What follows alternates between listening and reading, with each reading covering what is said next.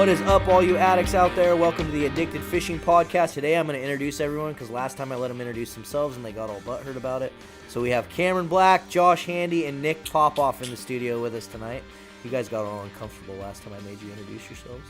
Nah, we're just terrible at it. That's why we have you, Marlon. That's why we fish. That's why we fish. Hey, if you guys are watching on YouTube, please hit the subscribe button and give us some suggestions. I've seen there's some suggestions, Sean. I don't know if you've been reading the comments, but they were talking about how it'd be cool to cut to different pictures of the products that we're using when we're talking about them, or scenes of us like steelhead fishing or whatever when we're talking about certain subjects, like when they're watching the podcast on YouTube. So thanks for those suggestions, everyone, and we will try to start doing some of those as we continue to make these podcasts for sure. Yeah, we've got some of the products up here on the table, and actually it's just kind of funny. We are going to be talking about products, but I don't know if we're prepared to do all of that tonight. Yeah, no, I don't think we're going to talk about all the products. Yeah, but I mean, I'm just saying get them on display and stuff. Oh, like yeah. YouTubers. I think that's a good idea, though. We'll definitely work it in for you guys out there watching for sure. So, and actually, funny thing about YouTube, and like I said, you guys watch it, is that we actually, tonight's topic is brought to you by a YouTube suggestion that was on our first YouTube live encounter that we just pulled out of our butts today and decided to give it a try. So we are going to be talking about products that we use for winter steelheading, and we're going to really try to break down like why, what, and everything from jigs to floats to rods to reels, waders, boots. I don't know where we're going to go. Let's talk about all the different gear. Go over it all. We've had these questions actually a bunch of times in podcasts before too. People want to know more into the gear that we're using and what we're using. So. And we'll make sure that we put links in the descriptions to all this stuff. So if you guys want to buy it or you guys want to check it out, you can look into it deeper on the things we're talking about. So first of all, let's talk some rods. How about that? Why? What's your favorite rod? My favorite rod? On the planet right now. Oh, boy. Favorite rod on the planet. You kind of spurred this one on me. Think about that for a minute. I thought you were instantly going to say the 9.9. Yeah, I mean, is it my favorite? Yeah, it's like my your favorite. go-to. Well, of course it's a go-to. It's the best. Are you talking steelhead rod? It's probably the best. Yeah, that's the all problem. around. When you say favorite rod, it's like, well, are you talking steelhead, salmon, I was gonna bass, say, trout? I was going to debate about that 9.2 spoon rod, though. That's a sick rod. It's a pretty, I was going to say that. But then I was also thinking, okay, I also have a 10.5 foot 8 to 12 that we're testing and that's playing with That's too. something I'm pretty interested interesting in. rod.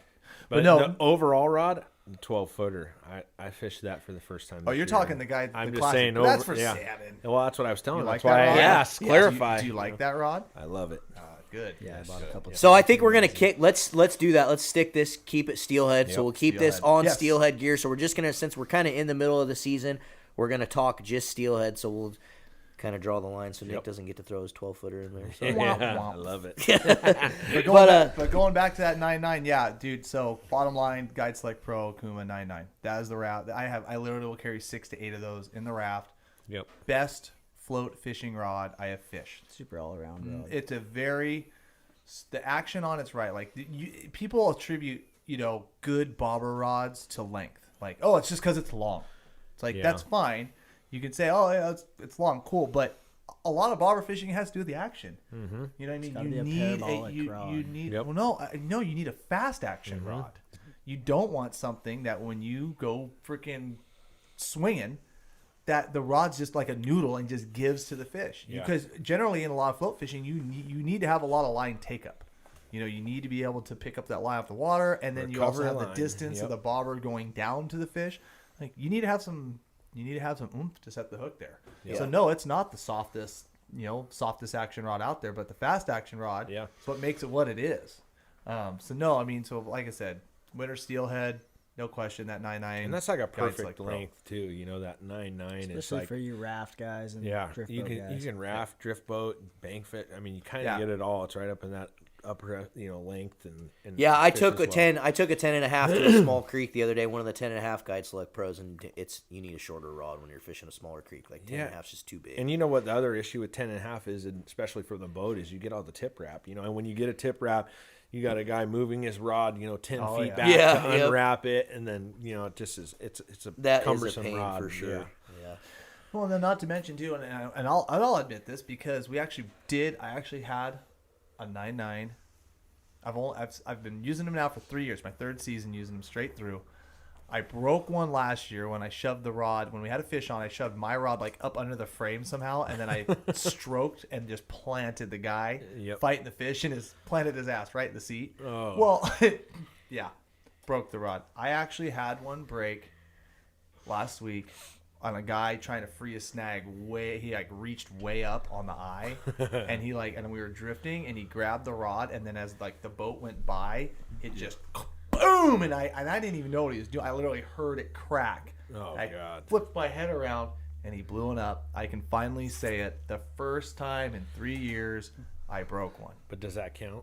Because that's kind of like a faulty It was a dumb break, move. It was a dumb move. Yeah. But you know what? Like, as far as like what people, people out there, they say about those, dude, solid freaking rod. I don't care.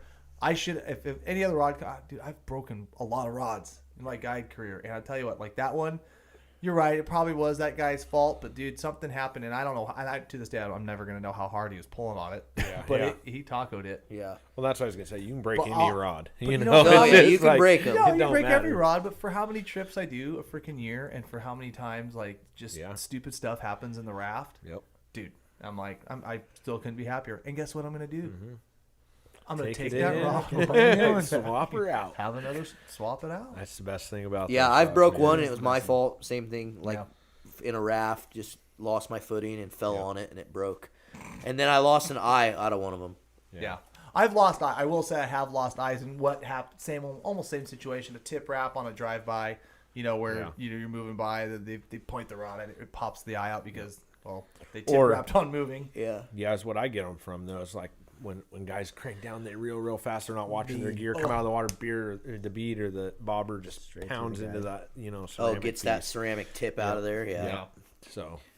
Yeah, but those guys select pros, dude. I was pretty hesitant at first a couple years ago when we started using them, and I've loved them. Yeah, I There's think no we were all question. kind of skeptical at first, but as we fished them more through that first season, I was really impressed with I had them. to tell you guys how to do it. I'm just gonna say it for you, Josh. I'm still excited for them to put out like a higher end, like really high end model. Like I'm still excited for that. Yeah, That'll be cool. I mean, the rod's damn. I mean, you go pick up the rod on the shelf, especially within that price point. They're There's damn nice. nothing that touches And they have Yep. They're using Alps eyes- guides on them. Yeah, I'd say they're using eyes that are on $600 rods. Yeah, and I so know. like and the Fuji reel seats that Yep, are the like the Fuji most reel expensive seats and- production one they make. Yep. So like the components are there. It's a super light rod. I think they could probably get another ounce or two off of it, but even then it's like But there's some other things that could be done too. Like there's some balanced things that I would like to do to a couple, not the whole series, just certain models. Yeah. So I'm excited for them to come out with a higher end series too. I ain't gonna get rid of my Guide Select Pros, but I'm gonna add to it. I'm gonna definitely add to I it. think with that's some just nicer a models. you They're just definitely build that off of workhorse you know, rod. That's kind of your foundation and build from there on it. well, then like I said, go find anything relatively compared to that in that price range, and nothing even touches. Well, their it. lifetime There's warranty nothing too. touches it. That's And the what's warranty so dope is about them. so Over the counter. awesome. It's I hard mean, to where beat that else can warranty. you go? You go spend $500 on a rod, and then something happens like what Cameron just explained, and you're paying to get that rod replaced, and to be able to walk into any store that sells them, explain what happened. You don't got to make up some elaborate story, and just replace it. It's cool. I was fighting a fish. My Yeah. first one I've ever caught. And it broke right here at the reel seat, snapped in half. Oh, that's I've made hilarious. up some good stories over the years to get some rods replaced. Real stuff. Well, and then So- then too, it's a larger production company. Yeah. I mean, there's disadvantages to that, but the advantage is that those rods are everywhere and they can be easily replaced without a 2-month, 4-month wait time. I mean, there's some other things to look at there. So what about spoon rods? What are you using? What are you liking for spoon rods? I like that 9.2. 9.2. It's It's probably the definitely- most perfect spoon rod. I mean, in my opinion, it works great. The action on the rod is perfect for fishing spoons. I remember I fished it with you the first time I ever fished it, and that thing was pretty sick. Yeah, I mean, it's got it's still an 8 to 12 rating, correct? But it seems like it's got a What? what's that? No, it's it's a 8 little to heavier. 17. Yeah. 8 to Oh, 8 17. to, heavier. excuse me. 8 to Yeah, 17. it's But 8 to even for an 17. 8 to 17, what I was going to say is that it's got a parabolic bend to the rod, but Yeah, it's got a and lot of loads power. perfectly Yeah, the and has a power's lot of there. It power. loads up. Yeah. Yeah, You still and- get that, when you're. It's got that running your perfect spoon. tip You for still spoons. have the tip. You still have the Has nice the tip, tip, to feel but your then it spoon loads working. up perfectly when you get a fish on it. Yeah. I fished a lot of spoon rods where you go to fish them, and as you're working your spoon, you just don't have that tip Yep. section to feel what it's doing, and that's important, especially when you're fishing those lighter spoons. Yep. It's really important. That's the number one thing I've seen with a lot of the spoon rods is they make them too heavy. Yep. There's not enough action in them. Yep. So yeah, that's the same thing. That's in the Guide Select Pro. Yep. They make that. I wish, and hopefully the guys from Okuma are listening, I wish they made a little bit longer one. I'd like a 10-foot, 8 to 17 spoon rod. That'd be just perfect. so I have a little bit more control to keep my line up off the water, especially for the bank guys. When you're in a boat and you're standing on a raft, not necessarily as much of an issue, but when you're on a bank and you're trying to make those long casts or swing in the lower end of a big river or something. Yeah, so you almost need like a big water spoon rod and then a little water. Exactly. Yeah. Same thing. So if the guys from Okuma are out there listening, hint Cooper, we need to talk about a 10-foot spoon rod. There's another rod too that gets passed up all the time. We don't talk about it much, which is a spinner rod. And that 9-foot 8 to 17 is probably, in my opinion, one of the best spinner rods I've fished. I mean, I've fished it for obviously coho, but for steelhead even. I mean, we've now taken a bunch same of thing. those. It's the power that it two trips has. to Alaska, which you guys all know when you travel, your rods do not get handled very well when you're traveling. And we've taken those things to Alaska, fished them for coho and steelhead. Yeah. And those spinner rods are dope. They're tough. Hard to beat that rod. Yeah, they've nailed a lot of rods in that. I was just gonna say they got a pretty good series of a pretty good spread and everything from twitching all the way up. I mean, it's just a good. Even that 10-6 8 to 17, which is a little bit heavier, but I accidentally took that to Alaska, and I was pleasantly surprised at how I got beat up on that That's my rod. Springer bobber rod. It works great for trips. steelhead too. That's amazing. Some of the bigger fish. So all you guys out there listening, so those are kind of the rods. We're Okuma fans. We work with Okuma and love Okuma, so that's the rods that we fish. But those are the general sizes and poundages that you kind of heard of things that we're using when it comes to spoon fishing, bobber fishing, that kind of stuff. What about drift fishing? Are you doing any drift fishing? Or just a little bit. I mean, honestly, making when we do it now, they do make that 9-6. Was it the 6 to 12? Yeah. I have a spinning couple rod. of those. But if I was going to dedicate a lot more to like summer steelhead side drifting, they make a lighter one too, I believe, a 9-6 6 to 10 for side. That's drifting. what I'm talking about. Yeah. I would step down to that if I was just 100% dedicated side drifting. 9-6 6 to 12. Is that what you 6 said? to 10. It's 6 real, to 10. It's really That's what it light. was. Super So lighter parabolic, one, cool. super light. Yeah, and it's Perfect for side a drifting. soft rod. Like it's meant to load up when the bait goes by and you feel the rubber band bite. That's. But, What about one thing that they are missing out of that Guide Select Pro series? Do they make any in any of their other models? But like a good plug rod. You guys doing any like plugs Not from yet. the boat? Like there's some. I don't, but you could probably. I mean that. You could run the would be all right. 9s. Even I the mean, 9.2 the Guide spoon Select rod would Classics. Yeah, you see, could run the in the- 9s, in- but if in they the- made an 8, Yeah. you'd be in the money. In the classics, I think they have a 903. Yeah. But I think they want to. We've been talking to shorting it down and trying to go one piece, but we ran into some because we work with Okuma too a lot, guys. So like we're always chirping at them like, hey, you can make an improvement here. This is what like our fans of like our core group of people are saying like, hey, you guys could use this. So we've talked about 8-foot, but you run into like a lot of shipping issues like 8-foot one piece classic. yeah, because glass. it's a one piece is the problem. So shipping it is just. That's why you just don't see one piece rods anymore. So no one wants to pay for shipping. Do you think an 8-foot 2-piece would be like? I don't. People just don't want to do that. Just for like I said, you have the ferrule and you don't get the perfect like. You don't have the bend same through the action. rod. You Not don't even have the close. same No, action. it's not. So it's like you do lose a little bit. That to me, it's. I'm not, I guess, as crazy of a plugger as a lot of guys are. Yeah. But I mean, Some of those guys get. I mean, Seems like you could make just as good a plug. well, I was rod just as saying you that could. the I think spoon you rod. could maybe just soften up the bottom. But guess what? That's what we get to work on. Yeah. So maybe we get to work out a little bit of that for Yeah. this year. But I tell you what, so they have a little trouble with that. We've talked about even 7.5 too, but you definitely aren't going to want that in the Guide Select Pro. You're going to want to see that in your classics. So any of you guys out there composite. listening or watching, what do you guys think for a plug rod? Tell us some suggestions, or if you guys have any suggestions of rods that you can't buy at the store that you would love to buy or want to buy, comment. Let us know. We can try to develop or help other companies out there kind of get in their ear and chap at them. Or what they use. What do you guys use as a rod? There's a lot of different opinions out there Oh, yeah. on what different rods to use for what scenario. Yep. Absolutely. The one thing Cam didn't touch on with that 9.9 is and I know Popoff does this a lot. That thing is a killer bobber dogging rod because it just has enough backbone to pick up the line. It's when you also need it got to. the length too. I mean, Yeah.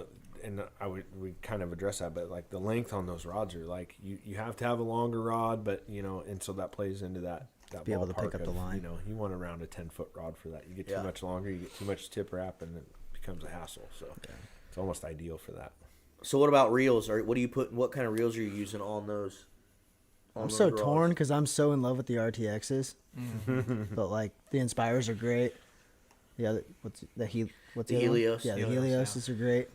I honestly started switching I started switching a lot of mine to the Okuma RTX just because it's 6-1. But it's a faster retrieve. But I talked to some of the guys at Okuma. I actually had a long conversation with them about spinning reels in particular, and I told them that, and I've reiterated that again and again and again, that they need to make some faster retrieves, especially for steelhead anglers, because if you're gonna buy a steelhead bobber rod, I think you need to buy that RTX. Yeah. To get when those steelhead takes off, especially a summer or winter, and just rips a bunch of line off, and then you got to try to catch back up because he turns right back at you.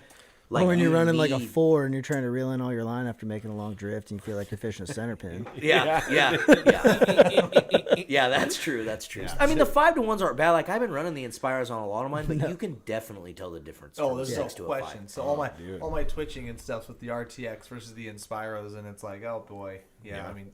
You make a long cast, you pay for it. I do like the faster line retrieve. There's no question. Yeah. And another thing to touch on is just the price point on those things is great. I mean, even for like that angler who doesn't fish every day, it's like in the $60-$70 range or something like that. So we'll put some links into the description to some of these things that we're talking about. The Okuma RTX, that's the reel that I think a lot of us love. The Inspire is a great reel as well. And I know there's a lot of other brands out there that you guys... Size-wise, though, let people know, like, say they don't want to freaking buy an Okuma. See, that's one way. What size reel are you putting on your bobber? That's one way, like, if you're fishing big water and you're doing long drifts, like, the size of the reel also can make a huge difference. I mean, your speed retrieve. And balance, too. Your speed retrieve, your rotations on the reel, obviously. But if you have a bigger spool, you're going to be picking up more line. So it's kind of like, but generally I end up running a lot of 30s. I run a lot of, like, smaller stuff, lighter stuff. Even the big water stuff we fish, I don't mind having the smaller reel. Yeah. I don't need a 400-yard line capacity. Yeah, you're throwing 150 yards of line on that. See, Jordan always uses the bigger ones. So I like the smaller ones too. I like the 30s. Yeah, 30s. The size 30s and 35s are good. Like 30s and 35s, yeah. But 35s. He always tells me the same thing. What if you get outrun? I'm like, it's 150 yards. If I get outrun, and I need to move my feet. So Jordan uses the 40s, right? But 35. He can't fish from the boat a lot in his main That's fishery. true. So he can't chase. That's what I was saying. You got to fire up the shoe brews and run down the bank, dude. In the sled or the raft, I go, if the steelhead gets 100 yards away from me, I did something wrong. Yeah. Sorry. I did. Someone did. Yeah.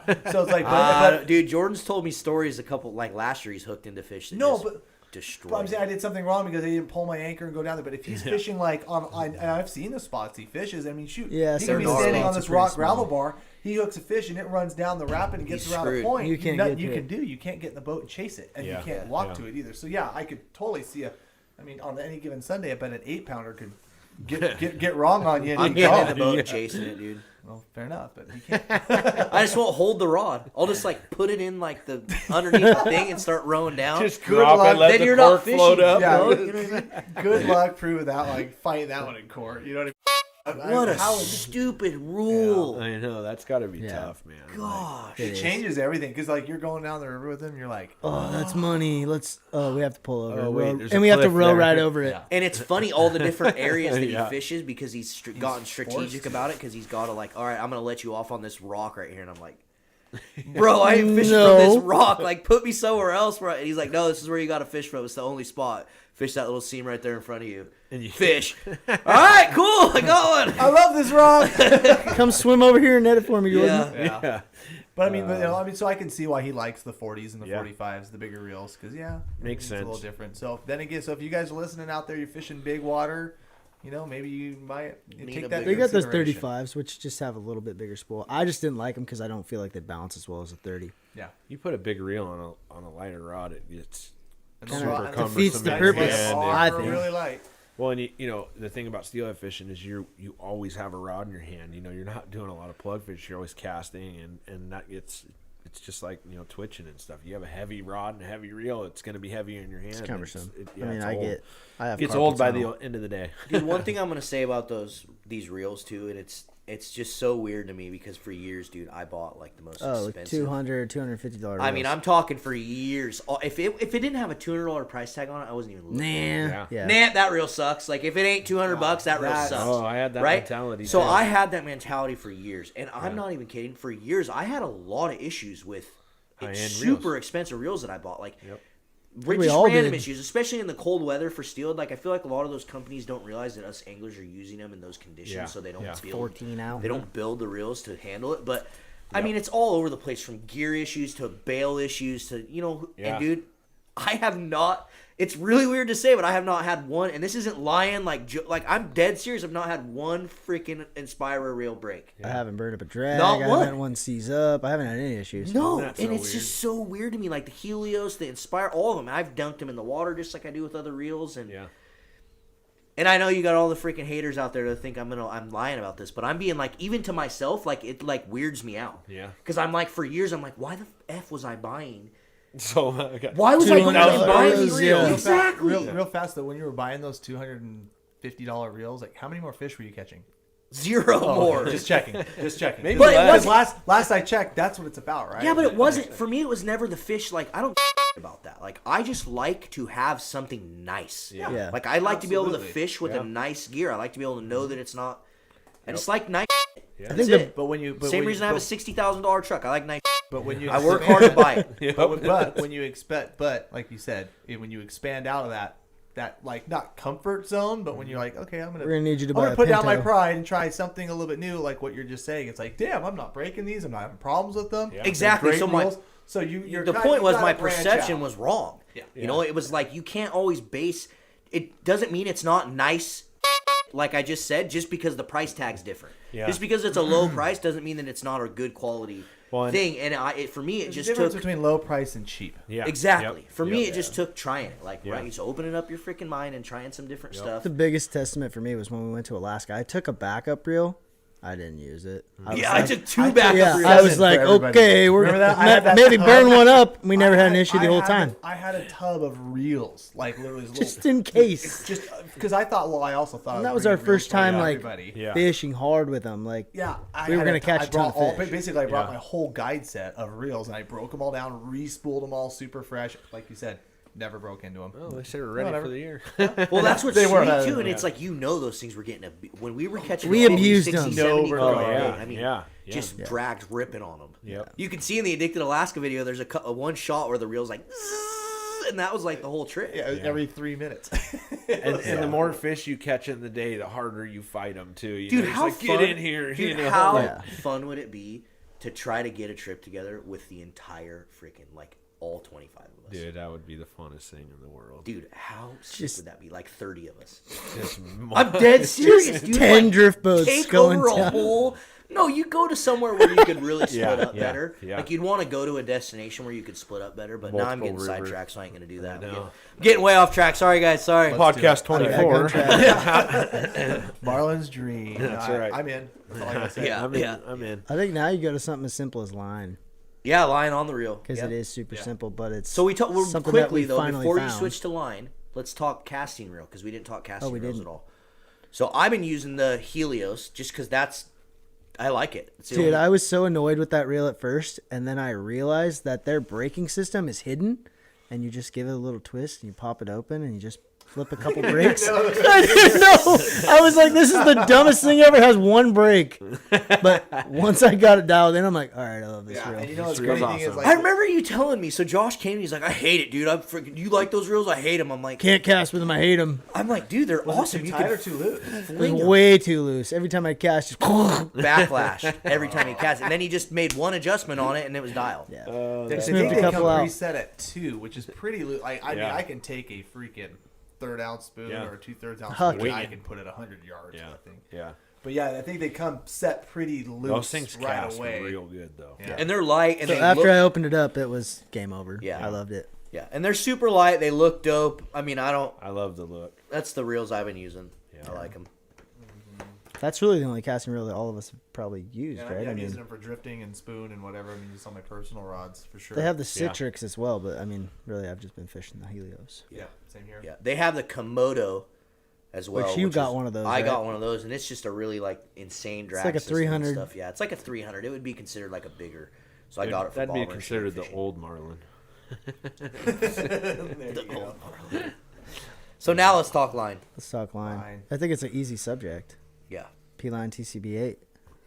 XTCB8. XTCB8. I always X. forget about the I never X, get dude. the acronym right ever. I always forget about the X, Like but PCTBQR24D. How many years were we? You know, how many years were we stuck on one brand of line?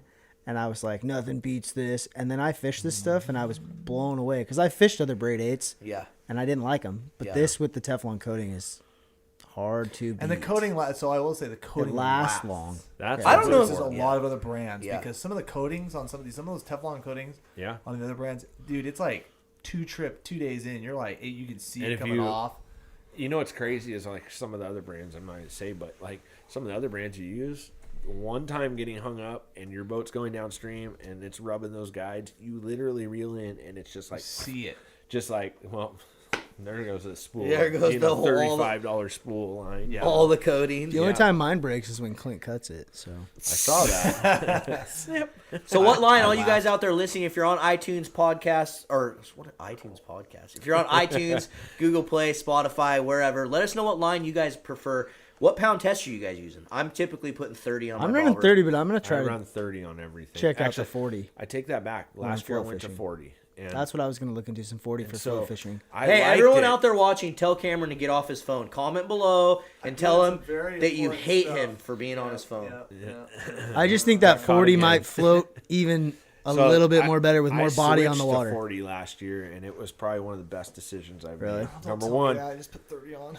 Well, I'm fishing my it 30. floats better. Number one, so Yeah, you 'cause get a it has little bit more better surface float. area on the water. Exactly, so it floats a little bit better, and dude, you get a lot more stuff back. Like it's just got a little bit more durability. I mean, even when you're running 30, I don't care who you are, dude. You get hung up on the bottom. Sometimes you lose your 30 and your bobber and everything else. Yeah, So- eventually your knots wear. yeah, You and got- so your yeah. knots are worn, or you you running want- up your bead sliding up and down is chafing that line, or whatever it is, and you break your whole setup off. And it's a big difference. So I think it was you told me Brandon Glass used 50 pound. Yeah, Isn't that Cody used 50 too. Yeah. Which, but I mean, what the?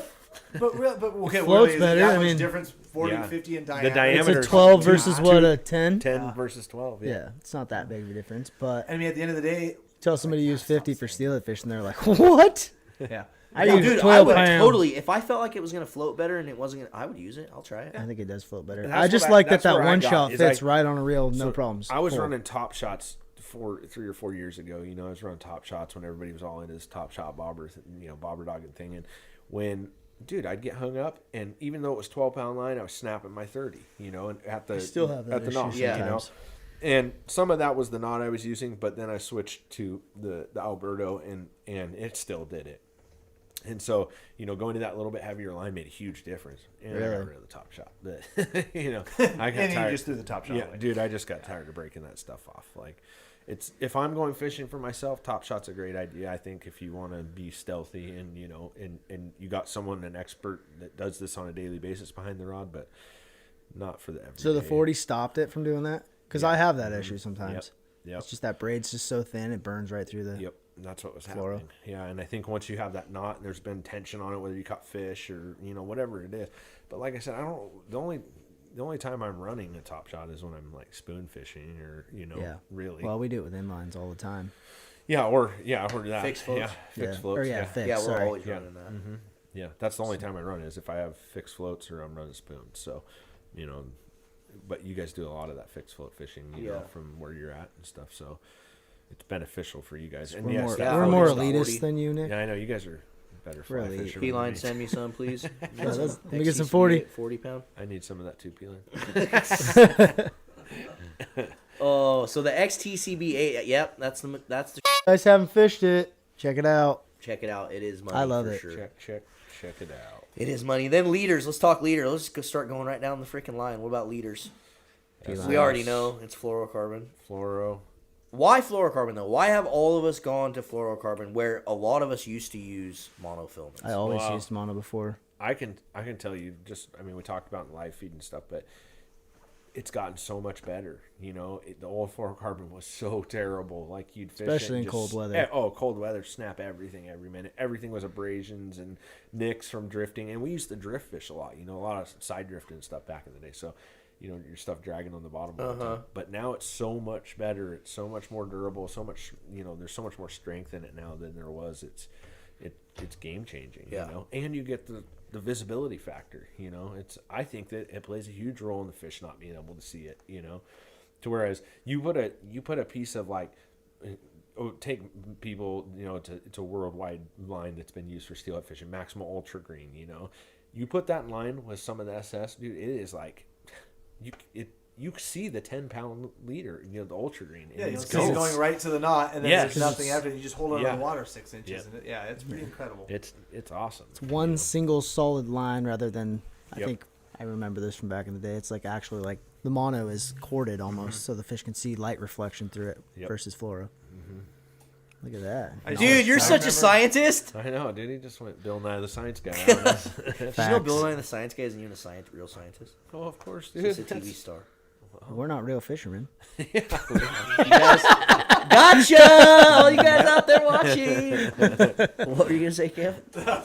I just remember one time when I was in college, and the whole like pink worm thing was going on. And we were fishing summers on a popular river that was just loaded to the brim. Like every morning, you showed up at 4. You stood on your rock with 10 other guys, and, and we caught our fish. And I remember fluorocarbon when it first came out, and I was like, "Oh, I'm gonna spool my reel with this, and I'm gonna catch it." I spooled my whole reel with it. Fire. And I went out there, and like the first I lost my whole spool. The first like 4 fish I hooked with like 10-pound, like, you know, the size mono I was using in another brand in this floor. I broke every single one of them, not even trying, like just babying them, just hooks tink, tink, just to the point where this will give it away where it's at, but it doesn't happen anymore, so I don't even care. So I literally like left the river, left my buddy sitting down there. I left the river. I drove to Pritchard's store, which was still there, bought a spool of like just, you know, what we used back then for models, spooled the reel, went back down and caught 2 fish, and after that I was like, this fluorocarbon is freaking garbage. And then that's what happened is it got such a bad name for so long. Oh, it did. That until they started to like Develop turn the corner and develop it. It's anything. Yeah, I mean, it's any rod. It's So any you reel, guys- it's any, you know. SS or tactical? I'm SS. SS. Yeah. I like them both. either.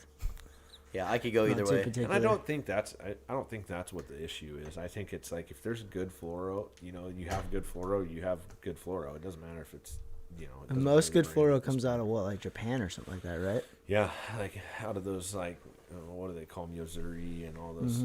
Yeah, like that's what's big in the bass industry, you know. Fluoro? Yeah, huge. That's literally all I use anymore for leader material. So the fluoro. P-Line SS fluorocarbon, guys, we'll put a link in the description so you guys can check it out. P-Line SS fluorocarbon, tactical fluorocarbon, but like Nick and Josh and all these guys are saying, any brand. Yeah. Nowadays it's advanced so much. I will say don't get like the coated, like the ones that are like. Yeah, I won't say any brand. I mean, The clear, it's the fluoro clear. Yeah, what's the ones that are like coated, like it's not an actual. That's actually fluorocarbon? one of P-Line's too, is a fluoro copolymer clear. or Yeah, it's a whatever. copolymer. Which I use It's that like- for trout fishing. Just Yeah, don't it's use great. it for yeah. steelhead. When that 20-pounder steelhead's on the line. Exactly. I mean, honestly, as Bunch of as fluoro advanced clear. as it is now and how much better it is, there's really, in my opinion, no reason to not use fluoro when you're steelhead fishing. Yeah. Unless you're pulling plugs or something like that and you want I stretch. use fluoro for every. But really, leader they make rods that I have, can soak that up. and I get 500 of them tied up before the season, so it's like, you know, You wanna hook me up, dude? no. Well, you, Yeah, I was gonna say, I'm like, you know who I pay? I need some. I'm not gonna lie, I pay for mine, dude. I don't got time to do that. I pay for mine. It's not the best way to do it, but it saves me a lot of time with my family. Dude, 500 liters takes a long time. Yeah, your fingers too. Yeah, and then you got to add Gets the old. arnies and all that other stuff. on 500 top of it. liters to catch 3 fish, though? I know that's It's a tough. lot of work. A lot of snacks. Oh, you just have someone time for you. Yeah. I Yeah. have a guy time for me, which he does a really good job, so I can't complain. You know what? That's kind of a funny story. First time he sent me some, he's like telling me about these new hooks that I should try, and first 2 fish I had snapped the hooks in half. I'm like, dude, I just had 350 liters. Remember I told you about this? And I think I know what hooks those were because I've had the problem with them too. They were like they were supposed to be the new like crazy good bead hook. Yes. Yeah. Yeah, I remember that now. Yeah. And And then it turned out that they've made some changes to it. It's better now. But well, does it break in half when you hook a fish? First Good. 2 fish, dude, and one of them was a tank too, and I'll never forget it, dude. It jumped and cartwheeled out, and I'm like, oh my god, the hook just pulled, and I bring it up, and it's this little stem like this big. I'm like, what the? I've never seen that in my life, dude. Yeah. I told him it must have been 20 pounds. Guaranteed. And then I saw the second one. It was like 4 pounds, and it broke too. I was like, this sucks, dude. There went my story. So you only caught 1 fish that year then? No, not 3. None. You lost both. I lost them all. 350 liters, none. 350 You liters. sold the liters to someone else? I gave them. I just got those in the mail the other day. I'm pretty excited. I'm ready to get this show Means on it's the road. almost Ready to time. get this winter steelhead season kicked off. Yes, sir. All you guys out there watching and listening, have you guys been out fishing yet? Have you guys freaking gone out and caught some winter steelhead yet? Maybe There's some a few old around. downriver summers, some Chinook still floating around. Coho Don't still matter. floating Coho, around. there's some B-run coho showing up in a few rivers. So Yeah, I heard of that. Yeah. Yep. There's definitely a few Yeah. fish around. So now let's talk the business end. After you got your leader tied on, what things are you using? What's your preference to leader? After your leader, what do you got next? What do you guys like to use? I mean, on a day-to-day basis, I mean, I would say it's mostly bobber dogging for me. You know, beads. I fish a ton of beads. And then second, the worm. It would be my top 2. I bet I fish those 2 things. Are you paying attention, Marlon? Beads and worms? Yeah. Beads. He said worms. Second would be worms. Yeah. Second. Yeah, because he fishes a river with 400 other drift boats floating down, so you got to have something subtle. Rolling that Christmas Well, I tree. mean, you know what's weird is on the days that the pressure's the worst. That's when you get the worms. The You get worms. them. Well, yeah, because everyone's using beads. Yep. Because every mother ever float down the river is using beads. It's just like when we were in Alaska. It's like every dude we float by. It's like, why does Puffball, every one of these guys yarny. have a puffball or a yarny on? It's like, put something else on, dude. Yeah, Like, yeah. As we row by. Yeah, and it's- yelled at for hooking too many. Whatever. Yeah, and that's what happens. Like those people just get so caught up in the trend or whatever's popular that year. Yeah. and it's like we talked about it tonight. The fast fishing, you know, Yeah. has become this like thing. Who race down the river and do 4 floats in one day, and that blows my mind. Like, I am not shuttling my car 3 or 4 times in one day. You are out of your mind. Today I made $10. $185 in shuttle fees today. This is great. oh my Well, god. I mean, you put like 8 people in that drift boat. What are you complaining know, about? dude. Come So on. do you have a Titanic. preference? You like soft beads, hard beads? I'm a soft bead guy, man. I started out bead fishing probably, I don't know, 8 years ago, and I only fished hard beads, and like, because there wasn't really a good soft bead out there. There was some like Jensen eggs and like some of the, you know, Mad River Mad eggs. River made the eggs. And Uh-huh. actually, that was the first soft bead I That was ever the caught a first fish one. on, was one of those, you know, and I fished it just like I'd fish a hard bead, you know, on a low clear day. But as times transitioned and like figured out how to fish them properly and stuff, I fished probably 90% soft beads. Bead now. game has gotten out of control. Oh, Like, it's sick. there's so Some of many the different stuff like styles of Randy's beads. doing at Lured, like those like incognito beads that are, you know, they're a hard bead with a like Soft plastic outer shell shell, on- yeah. or soft plastic shell. They fish really good, man. I mean, they still get the effect of a hard bead rolling down the river, but they have a soft feel to them. And How are they for quiet. pegging? Because I've been really, I've been seeing them. I want to try them. Like, are they a little easier than the soft beads in general, or? So I told you about the bead thing I do with my own. I put the bead in line.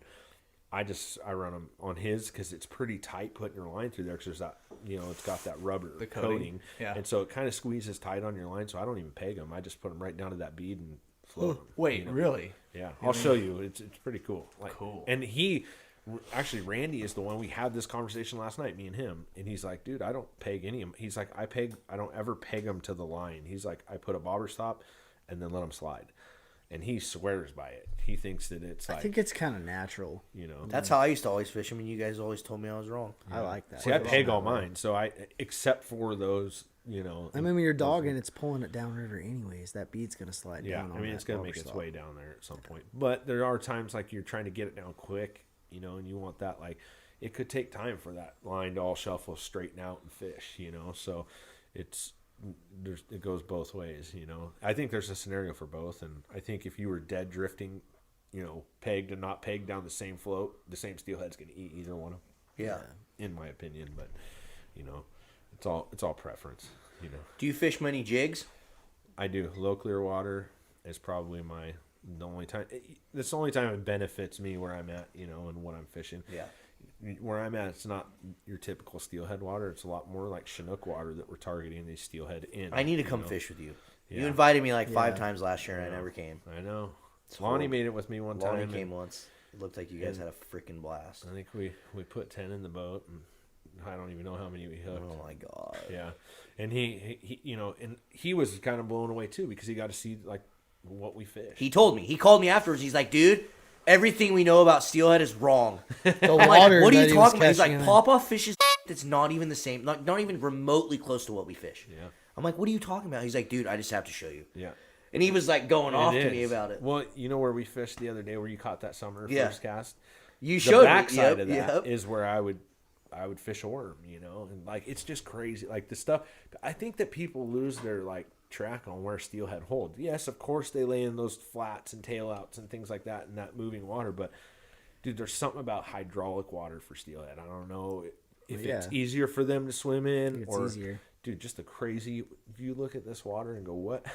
What are we doing? And stuff you see on the top is not necessarily what's going on at the bottom. That's true too. That's the key. That's what I learned when you guys used to do the winter convention. When I listened to Cody talk about the water hydraulics and stuff, you learned that a lot. Like, and I've noticed like I feel like they just kind of get shoved around in there. They don't really have to work to stay in there, you know. Yeah. And so you could fish your worm or your jig or whatever in 4 feet of water in a hole that's 20 feet deep, and you may not get bit right away, but like all of a sudden out of nowhere you're boom, boom, boom, you know. And it's just because I think those fish are just kind of funneling through the hydraulic in there in that big sweeping hole, and you know it's just a matter of when they come to the level of your presentation, and it's mind blowing, dude. I got showed by an old timer, and so talking about that, let's talk worms. So like when you're fishing. Because I know we have our addicted steelhead worms. Yep. We'll put links to those obviously in the description. Yep. And we're working on a few new colors right now, and I need to talk to you about trying to do. I already told you a couple that I'm going to do, but I'd like to add a couple more too, based off what you want to do. But regardless, sorry, sidetrack there again. Freaking, what colors? Like, are you finding like certain specific colors? Because everyone always gets stuck on, it's a pink worm, and it's like, dude, there's like that. We learned that in Alaska. So it's like, man, you just switch the color out sometimes in a hole, like you catch 3 more fish. Yep.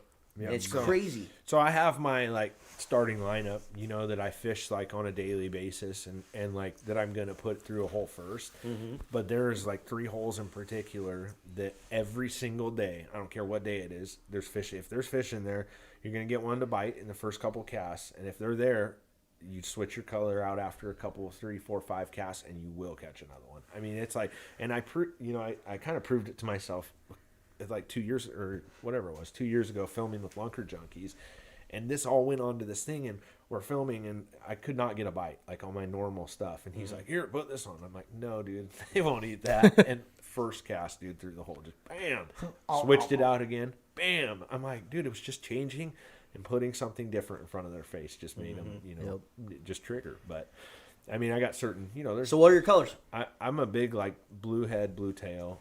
I really like that. Blue head is money. That blue head with anything, I think, is like, I don't know what it is, if it's the contrast of the colors, but I like the blue head with the pink, the bubble gum and the white tail, and then just the standard all pink worm, pink tail, pink everything. What a white head. Not even one addicted worm. I don't even know if I fish a straight pink. No, that's not true, because I only got 2 packages of them, and I've gone through both of them. Because the day that Lonnie came out, the day that Lonnie came out, we tested them for the first time, and he caught every fish on that day that he caught was on. Oh no, that was Red Haze. I saw that. Red Haze. Red Haze. That's what it was. Yeah, and Red Pearl's even better. And the red. Oh yeah, the Red Pearl. I fished that one a ton. Yeah, that's probably one of my favorite worms. Actually. Yeah. So my favorite would be that Captain America from Mad River, which is the blue tail. Yep. And then I like ours that we do, which Mad River makes for us, which is obviously you can't go wrong with Red Pearl, and then Red Haze is just amazing. I know what you're gonna say. What's your favorite colors?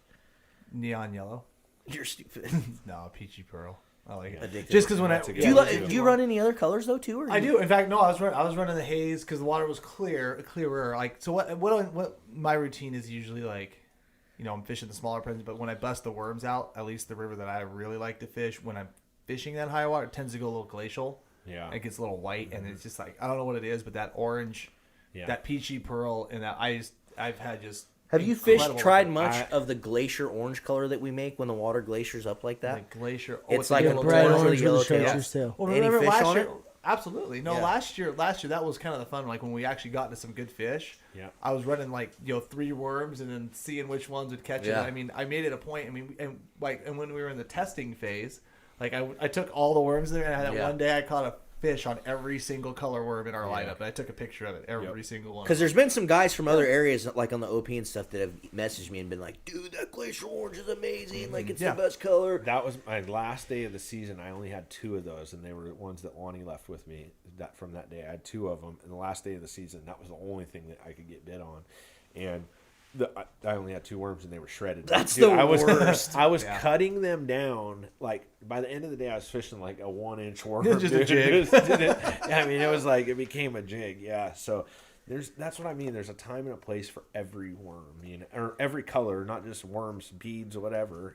There's someday that every color is going to produce. But then you have guys like Grant who feel like color matters 0. And I don't know. We've all seen it that way, and we've all seen it the other way. Yeah. Like I said, we can point back to a trip that we took to the OP where it was nothing but black worms. That was that, and then the red pearl was out doing it about freaking 10-1. Yeah. I mean, like there's. I mean, dude, yeah. I've just had But too I many also, scenarios. but I like also that. think, it's not so much the fish, it's the other fishermen. So like, I'm sure that river, because that was the gig up there, black with a green tail. I'm sure a lot of those fish had come across a lot of black and green tail worms, and perhaps maybe when we threw the red pearl into the mix in that gin clear water, it was stupid. Yeah, the reactions you were getting on it. Yeah. So it's like, maybe like, and like you say, just being being a little bit different. I think that speaks volumes. Yep. Especially with the wild seasons, because those fish are sitting in there a long time. Yeah, and I see that those. I will say, like worm fishing, it gets them big wild fish, dude. It's just it's another level of like. Every time I see the bobber go down in a spot that could be that a dub. Yeah, you're just going. I haven't heard Oregon the dub or I have Washington not heard dub. the dub club be yet a this year. No, I haven't seen a dub picture yet. No dubs. It's too early. Oh, I can't wait to start seeing those. Oh, those are the best, dude. That's a highlight. I already know, dude. all- Stone Doll's gonna like be this messaging big. them to you. Oh, I already know. Oh yeah. Yeah. I mean, I feel like it's unfair because all the little trolls have come out of their grandma's basements and stuff like that, and all the crap talking on Lou, but yet we don't get any dub pictures yet. Damn, it's almost like it's unfair. I It's know. almost there. It's coming though. It's coming. Oh, was there trust any me. other gear we should talk about before we've been doing this for about 50 minutes, so hopefully you guys are liking this. Please hit that subscribe button if you are liking it. Leave us a review on iTunes, Google Play, Spotify. The reviews do help. We like to hear you guys' feedback, and thanks for tuning in, addicts. It's been a fun night. You guys got any other gear you want to talk about before we wrap it up? Jigs, man. We didn't really talk about We jig didn't talk about colors. jigs. I mean, Somebody's got a favorite jig color here. we better cover a couple jigs here. The ugly jig. ugly jig rules. The ugly jig. So if you guys out there watching don't know what the ugly jig is, I don't even know that you can buy it anywhere. No, it's just a whitehead chartreuse chenille body with a pink tail, and it's already caught. It's caught 2 of the fish. 2 of my winners this year. I've seen more pictures of that Oh, let me see stupid that. jig in it. It kind of looks like that, but a little different. Yeah, for those of you guys who are seeing it, it's ugly. an ugly jig. I used to call it a river name killer because that's what I did fish. Like, I only fished that jig. I've caught more fish on that jig than anything else. Terrible. Yeah. Garbage. I refuse to believe it. But no, I mean that, and then I've done pretty good on just some of the subtle peaches and pinks this season, summers and winters. So Yeah. You know what's weird? Last year for jig fishing, it was the year, I guess year before last, when I fixed a lot of fixed floats for them. Dude, they were like low clear water. Like I would find the brightest thing I could find. To Just try gaudy. It was like The I would dig story- through my Piss 'em box. off. Like what And the this- hell could I find? this might just be like a just being different story, but I just remember distinctly the day that I was literally sitting on this rock and I had 2 steelhead laying out in front of me in this run, and I was bouncing. This was back before tip and bait. I was bouncing reds and oranges and purples and pinks just off their heads. Just bounce. I mean, they're only sitting 3 feet of water, gin clear. I could see it. Dink, dink, dink. Sitting there going through my jig while I was beginning, learning steelheader. Just running through the motions, you know. Damn. Try And then, everything. I had one of those that I just happened to tie up. And I'm like, why not? I put that jig on and I fire it way up the river, so where it's, 50 feet in front of him and it's coming down. And one of those steelhead broke off his buddy and swam good. 20 feet and just wolfed it. Yeah. And I just sat, I hooked him. I couldn't. I was like, and then he was using old fluoro and broke it off. no. I was probably using just straight 12-pound mono, old school. gin clear water. And dude, that fish just saw that, and it was clear enough to where like he definitely saw it coming a long way. And dude, he broke from that other fish and said, "I am killing that sucker," and swam. And I have no idea why to this day, but I saw that, and of course, being a young angler, it's like the guys who go out and catch their first fish on nightmare jigs. That's all it's gonna freaking work as a nightmare jig. So guess what? I probably spent freaking 5 years fishing nothing but that jig, and I caught steelhead freaking every day. Chartreuse one. Yeah. So it's funny because I have a story just like that with a nightmare jig. I was fishing a nightmare jig. It was going through. It was right in front of me. I wasn't even like paying attention, and then I just catch something out of my eye, and this steelhead is beelining from the other side of the river to eat this nightmare jig, and I'm like, thinking to myself, how the hell does he even see it? And he is, I'm like, is he coming for this jig? And sure as shit, he's just right for it and just eats it right in front of me. And I'm like, what in the world? That is so badass. And then for months, I fished nightmare jigs. You probably didn't fish anything else. I think it was like nightmares every day, all day. Yeah, but why? That's what's crazy to me is why do those fish travel? Everybody always goes, can they see your bait? Or what's the water clarity? Can they see your presentation from a long ways away? Dude, I've seen that same thing. I've seen one come across the river to eat a bead before. Coming down, they see it, they target onto it, 15 feet and grab it. But what drives them to do that versus one color versus another? Because you could throw every color under the sun and they won't move, and then there's just that one thing that I have whether no it's idea. The light refraction or what. I think that's what keeps us fishing. Well, that's the thing. Because we've all seen it both ways, where anything works, and then where nothing works but that one. Yep. And you usually have one of them in your box. My favorite jig by far, I've caught more steelhead on it than any jig in the world, is just white and red. Single beaded rabbit fur, white head with a little red bead and some red rabbit fur. That's a very good one. Deadly. Yeah. So deadly. Blackhead rabbit fur with a purple with a little pink tail on it. Mm-hmm. And then mine would my top jig. It's cerise one, I think he calls it. Yeah, fire. My top jig is same guy with the peach head, 2 red beads, and then white and peach feathers. That's a crush. Dude, Are you mostly rabbit fur too? Yeah, I've become more like. I mean, I have an entire box that's just rabbit fur. Dude, we have some jigs coming out of our own. Yeah. They're gonna be sick. I can't wait. Rabbit to fur. talk about them. Yeah. But I can't. Because we'll probably get in trouble. Coming soon. But we do have some jigs coming out. We'll put some links to the descriptions of some of the jigs that we use now. Hopefully you guys like this episode. Make sure, like I said, that you hit that subscribe button if you're watching on YouTube. Thanks so much for tuning in.